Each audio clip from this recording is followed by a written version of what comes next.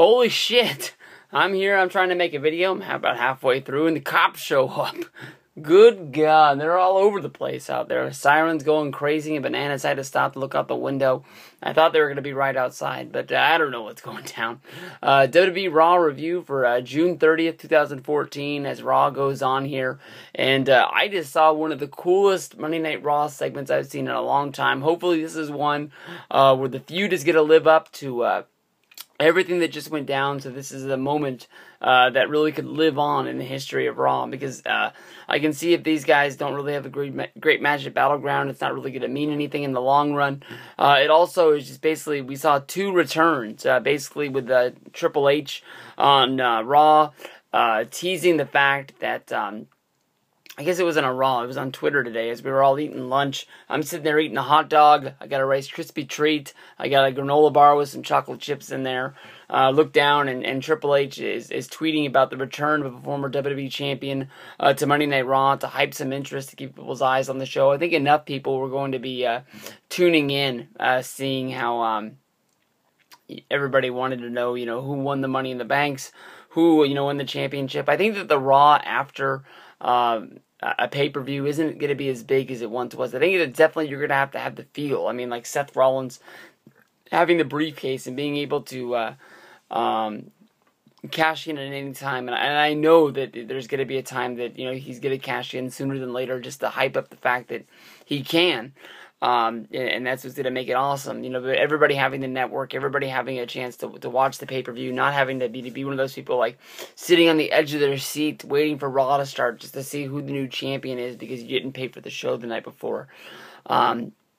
I got lost a little bit there, basically, but Triple H was hyping the fact that a champion was going to, be making his return, and a lot of people on Twitter were saying, "Oh fuck, they're going to give us The Miz," and it was The Miz. And The Miz came down, hyping up this sort of, you can sort of say rock 2002-ish kind of Hollywood role, saying that he's the big movie star, and that people don't really take him for granted as a big of a star he is, because he made event at WrestleMania 27 and he beat John Cena at WrestleMania. Who else is going to be able to say they did that, even though The Rock did most of the work in the long run? And he doesn't even really remember it if you ask him about it, because he got knocked out and had the concussion. But he comes back and he's telling everybody that he's not going to leave Monday Night Raw. He's not going to get out of this ring until they get down on their knees and they're thanking him for all that he's done in wrestling. And then boom, Jericho. Oh, the music goes off. The place goes dark. The jacket lights up. The arena. It was an awesome moment. Jericho comes down, and as Miz runs his mouth about he's a Marine, and he's a box office draw, and how could he come out there and ruin his moment on Monday Night Raw? How could he, take this away from all the people that paid money to see him in that ring tonight? And Jericho just, reaches up, hits the code breaker, and Miz is laid out. Jericho gets up, regains his composure, and welcomes everyone to Raw is, and the Wyatt shit comes on, and next thing you know, he's greeted in the ring by all three Wyatts. We'd already seen the Wyatts have a tag match earlier in the night. It seems like they're doing double duty, and Jericho, being the babyface that he is, comes out just swinging on these fools, and next thing you know, one thing leads to another, and Bray Wyatt hits his sister Abigail. I know that there's so many people out there saying that basically it's going to be Jericho versus Bray, and Jericho's going to be doing the favors. Because that's what these guys do when they come back, seeing like how Rob Van Dam can't buy a win on his return right now. They just come back, they get their name value, they cash a few checks, and they put some guys over in the long run. Everybody can remember Jericho putting over Fandango at WrestleMania 29. I know that people are going to hype this up as saying it's an awesome return for Jericho, but I can't really remember the moment when he left. I know on that last run he came back at WrestleMania, he fought Fandango, and he was there for a little while after that.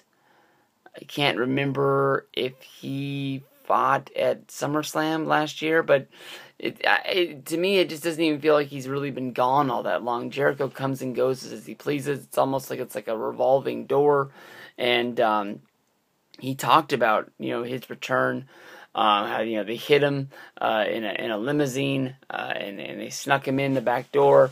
I think they even talked about it a little bit when it was the Heyman, Jericho, and Edge. They're talking about his return in 2005 when he came back, when everybody knew about it, because WWE put him on the cover of the magazine and sent the magazine to everybody.